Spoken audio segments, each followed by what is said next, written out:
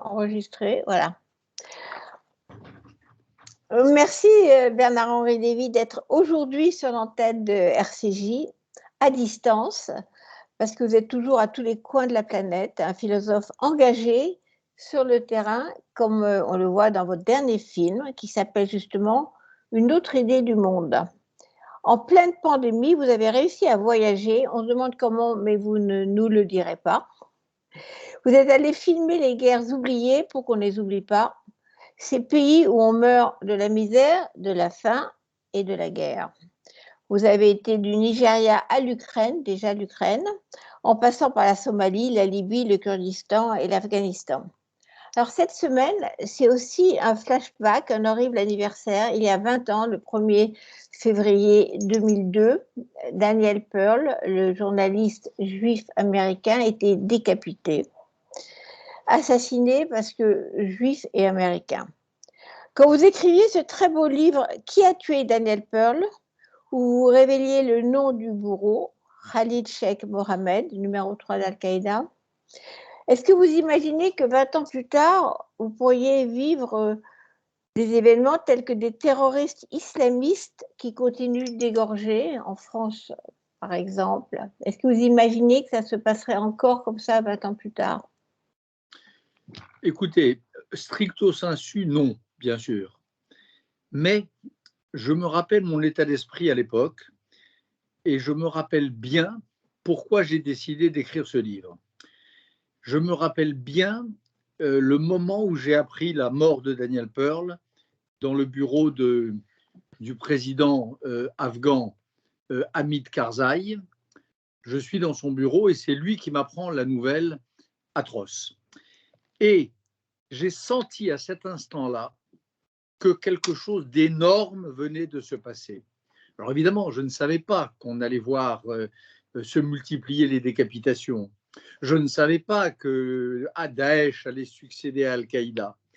Mais j'ai senti qu'une saison commençait qui serait marquée par l'islamisme radical, par ce que j'ai appelé dès cette époque le fascislamisme ou l'islamo-fascisme, et je l'ai suffisamment senti pour y consacrer 1 an de ma vie, pour aller au plus près des assassins, pour reconstituer les derniers instants de Daniel Pearl, pour rentrer dans sa tête, pour rentrer dans, dans ses pas, et pour vivre avec son ombre et avec son souvenir pendant toute cette année-là. Entre février 2002 et février 2003, moment où j'ai terminé le livre, j'ai été hanté par l'idée que quelque chose de décisif s'était passé et qu'il fallait le raconter. Et alors, donc, en cette semaine anniversaire, vous avez repensé à tout cela. C'est-à-dire, vous avez dit, finalement, la lutte contre, maintenant c'est Daesh, c'était Al-Qaïda, mais maintenant c'est Daesh, continue, comme n'est pas terminée, au contraire d'ailleurs. D'abord, je pense à lui, vous savez, et ça a été ma première pensée ce matin quand je me suis réveillé, ça a été lui. À ce beau visage supplicié, ce corps démembré, ce destin brisé et ce magnifique juif américain. Ce magnifique juif et ce magnifique américain qui avait le sens de la noblesse juive, qui avait le sens de la grandeur juive, qui avait le sens de la générosité humaniste qui est au cœur du message juif, qui pensait qu'être juif, c'était tendre la main aux autres, qui jusque dans ces derniers dialogues, ces dernières interlocutions, dans les derniers jours précédant sa mort avec ses bourreaux, était encore en train d'essayer de les comprendre. Pour moi, il incarnait vraiment toute la noblesse du peuple de Jonas et du peuple d'Isaïe. Et j'ai vraiment commencé ma journée hier matin, jour de sa mort, par penser à lui. Et j'ai été hanté par cette belle tête et par cet atroce destin toute la journée. Alors après, bien sûr que j'ai pensé à tout ce qui a suivi, parce que finalement, au bout du compte, vous savez, on peut tout compte fait. je dois être l'un des premiers, et en tout cas l'un des premiers Français, à être allé au plus près de la gueule d'Al-Qaïda, de l'islamisme radical à l'époque. J'ai passé du temps, pas toute l'année 2002 au Pakistan, mais plusieurs séjours à Karachi, à Lahore, à Islamabad, euh, à rencontrer ces malades mentaux, à rencontrer les militants du Lashkar-e-Toïba et du Lashkar-e-Jangvi et du Jaïch-e-Mohammed, qui étaient des partis islamistes de l'époque. Je suis vraiment entré, j'ai essayé d'entrer dans la tête du diable, dans les raisons du malin. J'ai essayé de comprendre qu'est-ce qui se passait dans ces cervelles d'abrutis et, et, de barbares. Évidemment, ça ne m'a pas laissé inchanger. Hein. J'ai changé dans cette année 2002. L'année de cette enquête sur Daniel Pearl, l'année de cette série de voyages au Pakistan, et en Afghanistan, mais surtout au Pakistan, ça a été une des années les plus décisives de ma vie, une de celles où j'ai compris le plus de choses, et c'est le moment où j'ai compris, bien avant tout un tas de gens qu'on voit aujourd'hui s'agiter sur les tréteaux de la politique, c'est le moment où j'ai compris que la lutte contre l'islamisme radical était la grande affaire, l'une des grandes affaires de ma génération et de celles qui suivent. Donc pour moi, c'est un moment pivot, c'est un moment clé, cette année, cette mort de Daniel Pearl. Et je suis heureux qu'on commence cette conversation en l'évoquant. Alors, on va évidemment poser la question de la lutte contre l'islamisme radical aujourd'hui. Vous parlez de votre génération et la suivante. Vous pensez qu'on va devoir lutter contre l'islamisme radical dans toutes les décennies à venir? Je pense que ce sera, oui, je pense que c'est une histoire de très longue haleine, bien sûr, parce que c'est un phénomène qui a une dimension politique, qui a une dimension religieuse et qui a une dimension criminelle, mais une dimension politique et religieuse aussi. C'est la dernière perle lâchée par l'huître du fascisme historique du XXe siècle. Ça, c'est un dévoiement de l'islam. C'est une histoire très importante, l'islam radical. Ce n'est pas juste une convulsion, ce n'est pas une péripétie. C'est un mouvement de grande profondeur qui frappe d'ailleurs des juifs comme Daniel Pearl, des chrétiens comme les coptes décapités il y a quelques années, et qui frappent les musulmans eux-mêmes, qui frappent les femmes afghanes, qui frappent les habitants de Mogadiscio avec lesquels j'ai partagé du temps, qui frappent les musulmans kurdes. Hein. Donc c'est une histoire très importante avec laquelle je crains, hélas, que nous ne soyons amenés à vivre longtemps. Et il faut tracer les lignes de démarcation et mener ce combat politique avec une extrême résolution et sans faire de compromis intellectuels.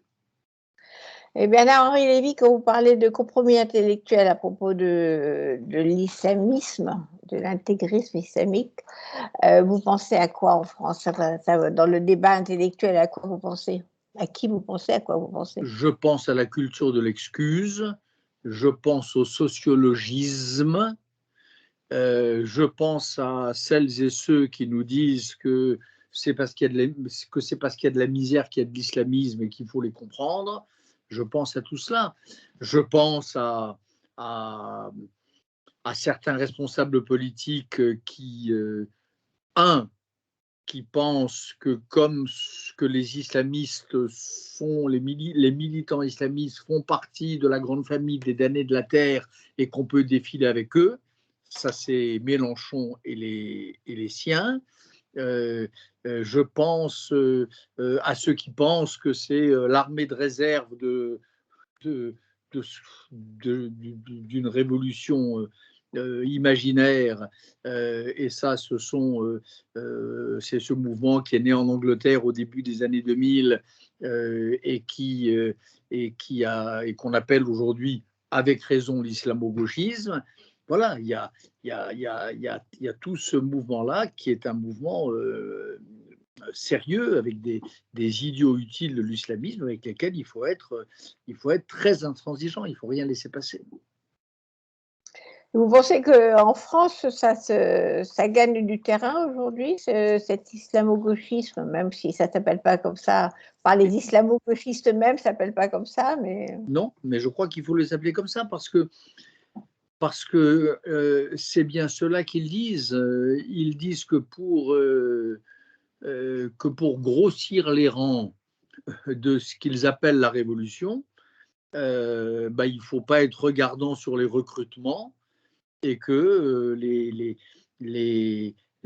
mecs qui voilent leurs femmes, les frères qui oppriment leurs sœurs, ou les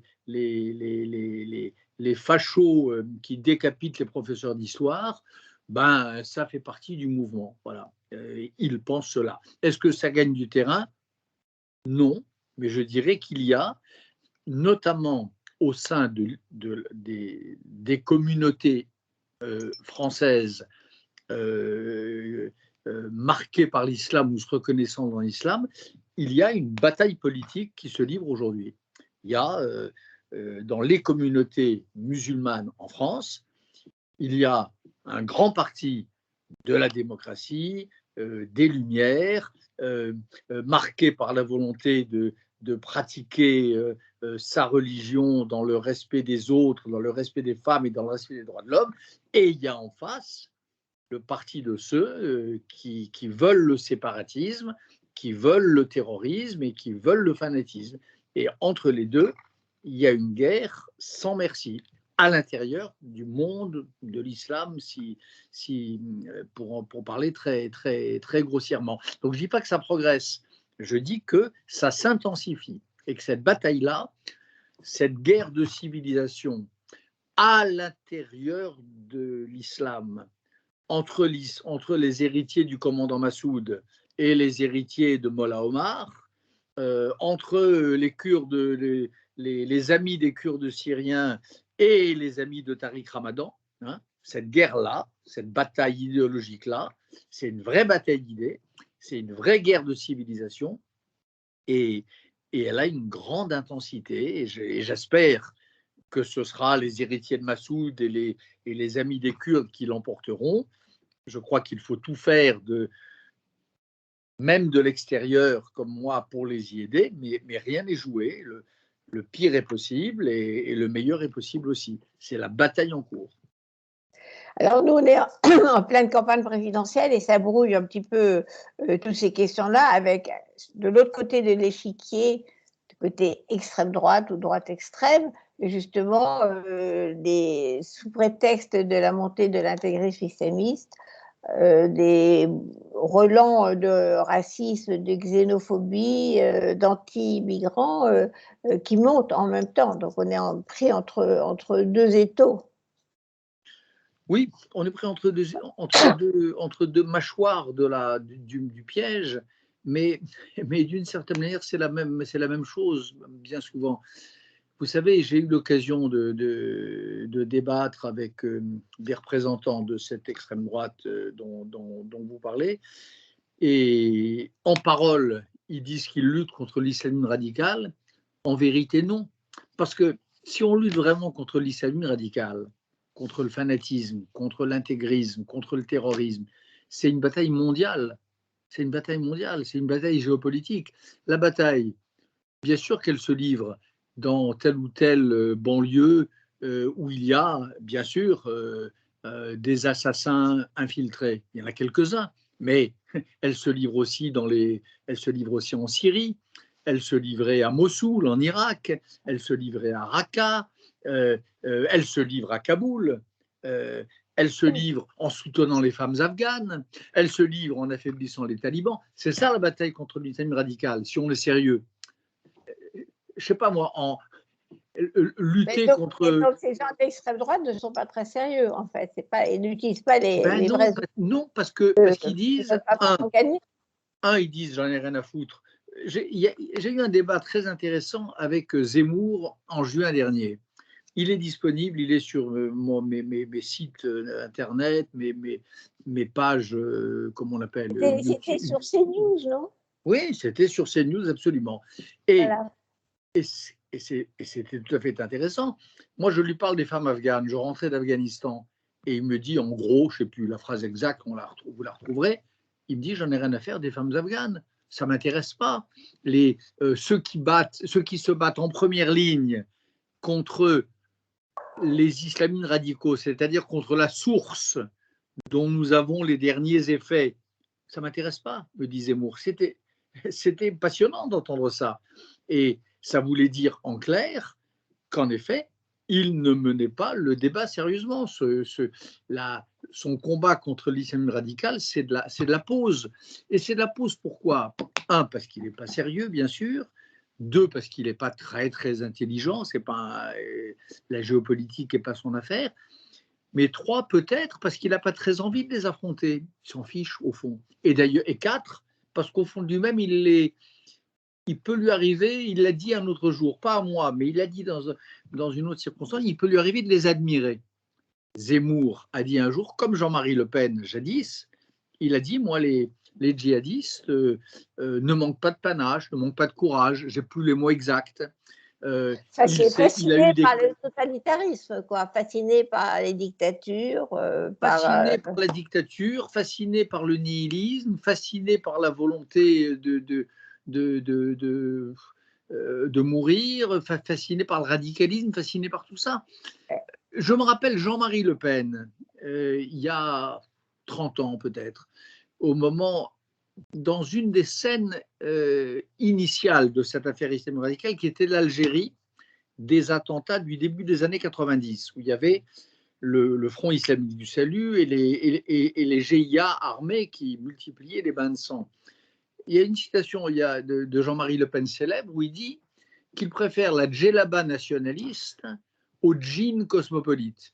Autrement dit, il préfère, à l'époque, 92, 93 peut-être, il préfère le barbu, assassin d'occidentaux, barbu en djellaba, à la jeune fille en djinn cosmopolite qui parle français et qui croit à la liberté des femmes. Tout est dit. Et M. Zemmour, c'est la même chose. Ils se sentent plus proches de l'islamiste radical, dont accessoirement ils peuvent respecter le soi-disant courage, alors pour moi, le terrorisme est la dernière des lâchetés, que d'une jeune femme algérienne ou iranienne émancipée. J'attire votre attention d'ailleurs, il y a un marqueur important, on est en France, il y a des noms. Dans des batailles comme celle-là, il y a des noms qui sont importants. Il y a par exemple le nom de Tariq Ramadan. Tariq Ramadan, c'est, voilà, ça fait partie depuis 20 ans des patronymes qui comptent dans cette bataille. Ben, le même Zemmour, vous savez ça, vos auditeurs le savent, a dit son amitié, un peu plus que son amitié, sa tendresse, même sa solidarité à Tariq Ramadan. Quelqu'un qui écrit à Tariq Ramadan « je t'embrasse », etc., c'est fini. Il n'est pas dans le camp de ceux qui luttent contre l'islamisme radical. Il a au minimum de l'indulgence. Voilà. Donc moi, je revendique, avec beaucoup d'autres bien sûr, d'avoir très tôt, dès les massacres en Algérie dans les années 90, dès mes premières rencontres avec le commandant Massoud 10 ans avant, et en tout cas dès la mort de Daniel Pearl, j'ai pris très au sérieux ce phénomène. Je l'ai pris au sérieux dans sa dimension planétaire et j'ai très vite, tout de suite, à peu près tout de suite compris qu'il fallait le combattre ici en France et qu'il fallait le combattre à la source, là où il y a les camps d'entraînement, là où il y a les cerveaux, là où il y a les planificateurs des attentats. Il faut faire les deux. Alors pour terminer, puisqu'on a parlé de Zemmour et qu'on est effectivement en campagne présidentielle, comment est-ce que vous définiriez Zemmour en fait? Qu'est-ce qu'on lui collerait comme étiquette? Bon, écoutez, c'est un. Non, bah c'est. Qu'est-ce que je vous dis? De quelle étiquette? C'est l'un des deux représentants de l'extrême droite avec Marine Le Pen, premièrement. Et Donc, puis par ailleurs, par ailleurs, c'est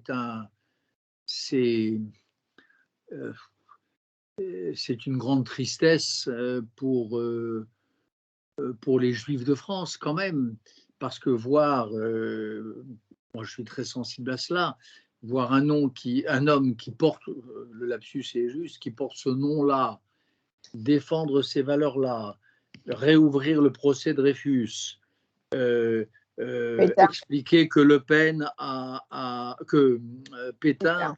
a Il y a protégé un les autre Juifs, lapsus intéressant. regretter le discours de Chirac au Veldiv, etc.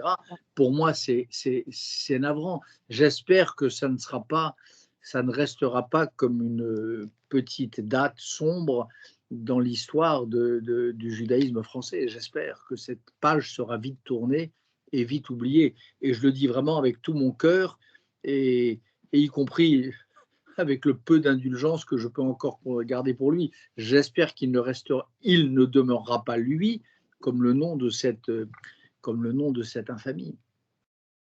Enfin, s'il n'était pas juif, on écouterait ses discours en disant c'est un xénophobe et par ailleurs raciste, antisémite. Mais comme il est juif, on n'ose pas le traiter d'antisémite. Moi, personnellement, ça ne me dérangerait pas. Alors, Haïm Corsia l'a qualifié ainsi. Bernard Lévy, l'image est arrêtée une seconde. Vous Oui, vous appuyez sur la caméra. vous m'entendez là? Là, je vous entends, mais vous êtes figé. Ah, Appuyez sur la caméra, non? voilà, là c'est mieux là? Non? Toujours pas? Ben, je vous vois, mais c'est une image fixe. Ah, genre, on va recommencer. Là, vous me Voilà. voyez Ah, là. voilà, c'est ça. Voilà. Haïm Corsia a prononcé Le le grand mot. rabbin de France. Le grand rabbin de France a prononcé le mot d'antisémitisme. Voilà, donc il sait sans doute il sait certainement de quoi il parle. Bien. Alors, je suis assez d'accord avec ça. Alors, je voulais parler quelques minutes de l'actualité internationale. On a parlé de l'Ukraine, où vous avez été très souvent. On parle aujourd'hui de bruit de bottes, de balai diplomatique. Balai diplomatique, je trouve ça toujours un petit peu bizarre comme expression. Ça a un côté sympathique, mais c'est pas si sympathique que ça. Comment est-ce que vous voyez ce qui se passe aujourd'hui, le bras de fer de Poutine qui veut reprendre la main et qui veut imposer aux Ukrainiens de ne pas se tourner vers l'Ouest? Est-ce qu'il a une chance de gagner? D'abord, je trouve ça scandaleux. Je pense que c'est aux Ukrainiens de décider eux-mêmes de leur destin, de qui ils veulent être les alliés. Deuxièmement, j'en ai ras-le-bol de ces éléments de langage repris par toute l'extrême droite française. Poutine a des raisons de s'inquiéter, on le menace à ses frontières, l'OTAN l'agresse, etc. Tout ça, c'est du bidon. Et que je sache, l'OTAN ne l'agresse pas au Mali, l'OTAN ne l'agresse pas en Centrafrique, et là où il envoie les commandos Wagner, ce n'est pas pour élargir, c'est pour sécuriser ses frontières, donc tout ça est insupportable. Et je pense que face à cela, c'est-à-dire face à cette volonté poutinienne de déstabiliser l'Europe, de la diviser, d'introduire le mauvais venin de la division, il n'y a pas de compromis à avoir, il n'y a pas de balai, et il y a peut-être de la diplomatie, mais en tout cas, sur ces points-là, il n'y a pas de négociation. Voilà. Poutine, il faut bien que les gens le comprennent. J'ai un peu réfléchi à la question, je connais bien l'Ukraine, j'ai passé du temps. Et la Géorgie. Oui, la Géorgie aussi, bien sûr, mais là, l'Ukraine, dont il est question aujourd'hui, j'ai eu l'honneur d'être accueilli par les forces spéciales ukrainiennes pendant un certain temps pour le film dont vous avez eu la gentillesse de parler au début de notre conversation. Donc, je connais bien la situation, je connais les points où l'armée russe pourrait attaquer demain, etc., etc. Je connais tout ça. Pour moi, il y a là le visage moderne de ce que dans ma jeunesse on appelait l'impérialisme. Et quel visage de Poutine, quel visage de ses spadassins, quel visage de ses sicaires et quel visage de son armée. Et vis-à-vis de ça, il faut tenir, à l'adresse de ça, il faut tenir le seul langage que ces gens comprennent, qui est le langage des rapports de force, pas le langage du ballet diplomatique, le langage du rapport de force. Ça ne veut pas dire Ça ne veut pas dire évidemment la guerre, mais le rapport de force. Vous voyez que l'Europe n'est pas unie sur ces questions-là. Non, Notre président de l'Europe, l'Europe n'est pas unie, madame. les pays eux-mêmes ne le sont pas. Vous avez en France un vaste parti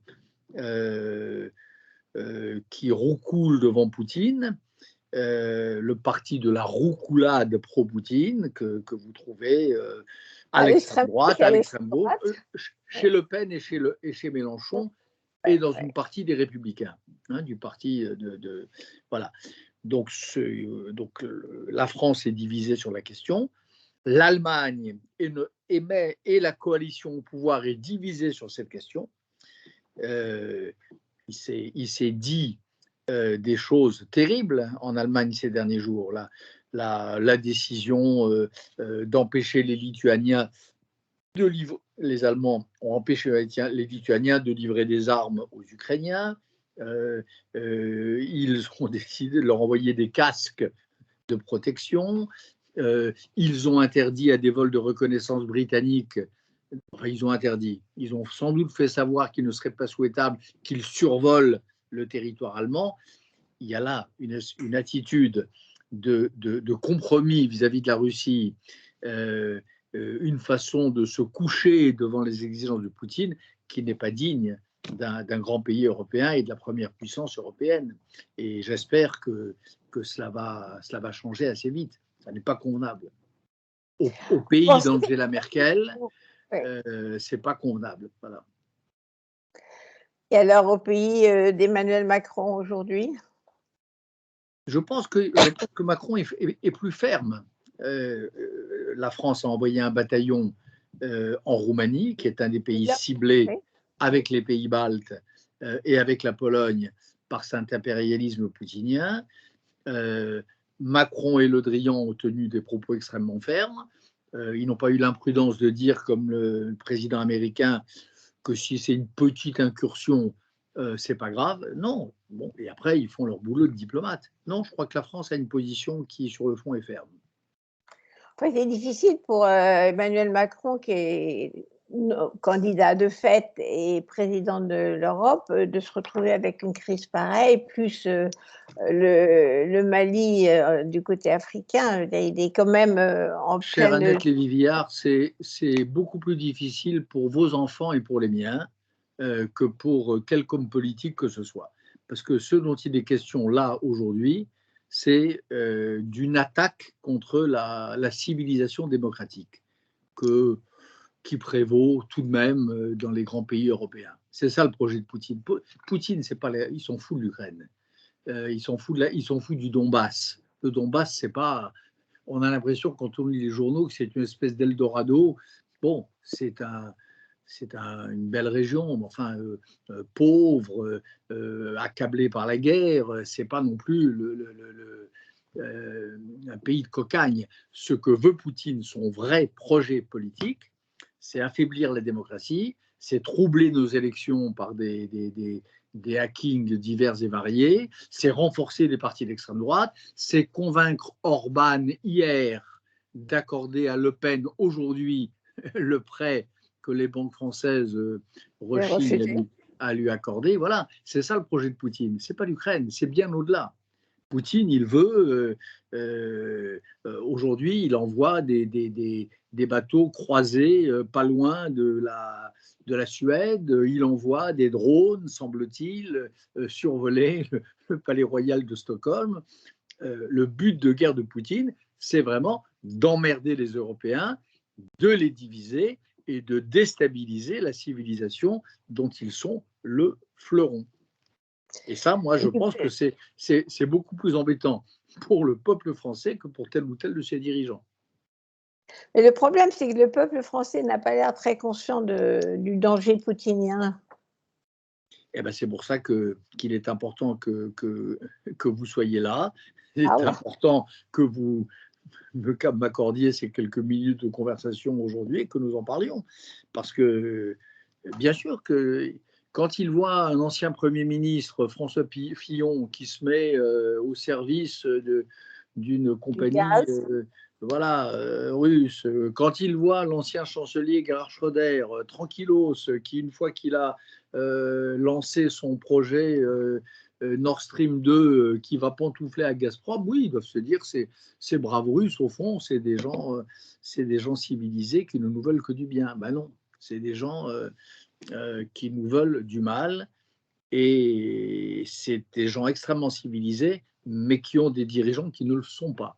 Et ils méritent le peuple russe, pour lequel moi je me suis battu toute ma vie, en tout cas toute ma jeunesse, à l'époque des dissidents soviétiques. Le peuple russe mérite mieux que cette bande de gangsters qui, bien souvent, font la loi à la Douma ou au Kremlin. On va vous noter que nos hommes politiques occidentaux, que ce soit Schröder ou Fillon, sont prêts à y aller dès qu'ils peuvent être embauchés. Vous venez de dire, être embauchés, ils arrivent en courant. C'est le point que je me suis permis de souligner. Voilà. Il y a pire encore, il y a aujourd'hui 3 entreprises allemandes qui sont sur une liste noire américaine soupçonnées de participer de la fabrication sur le sol allemand d'armes chimiques russes du type de celles qui ont servi à empoisonner Navalny. Donc, non, la compromission va extrêmement loin. Oui. Alors, juste pour parler de l'Amérique qui quand même semble se réveiller un peu et vouloir jouer un rôle dans cette histoire-là, qu'est-ce que vous avez pensé justement du réveil ou du non-réveil de Joe Biden dans la provocation, car c'est une provocation de Poutine? Est-ce que vous pensez qu'il a l'intention cette fois-ci de dire stop et Écoutez, j'ai l'impression en tout cas que sa position a évolué entre les déclarations d'il y a 8 jours, disant que petite incursion, pas grave, et des déclarations d'aujourd'hui annonçant des envois conséquents de troupes, il s'est passé quelque chose. 1. 2. Je rentre de Washington, de New York et de Washington. J'ai été auditionné à cause du minuscule bout de brin de compétences que je peux avoir, en tout cas mon témoignage personnel sur l'Ukraine, puisque je suis un témoin visuel de tout ça. Voilà. Et donc j'ai été auditionné. Auditionné au Congrès. Oui, des congressmen et des sénateurs pour qui cette affaire ukrainienne est importante.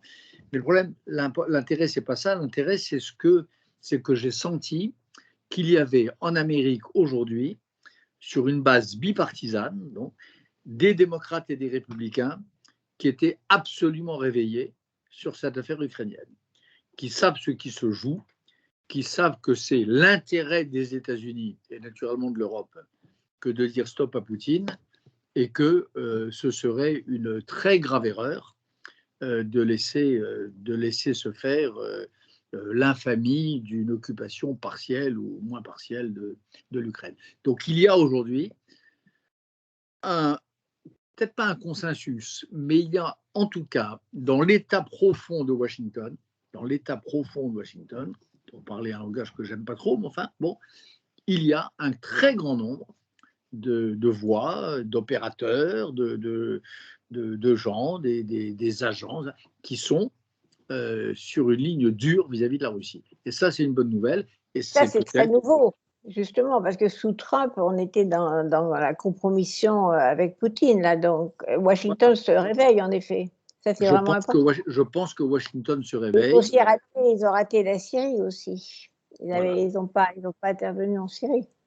Voilà. En Syrie, ça a été un désastre. Ils ont même le début du grand recul américain, malheureusement. Vous savez, première étape, c'est le jour où Obama fixe une ligne rouge à Bachar al-Assad, et quand elle est franchie, il dit c'est pas grave, on n'en tire aucune conséquence. Deuxième étape, c'est quand les Kurdes d'Irak se font attaquer par les milices iraniennes, l'Amérique les lâche en race campagne, ça c'est 2017.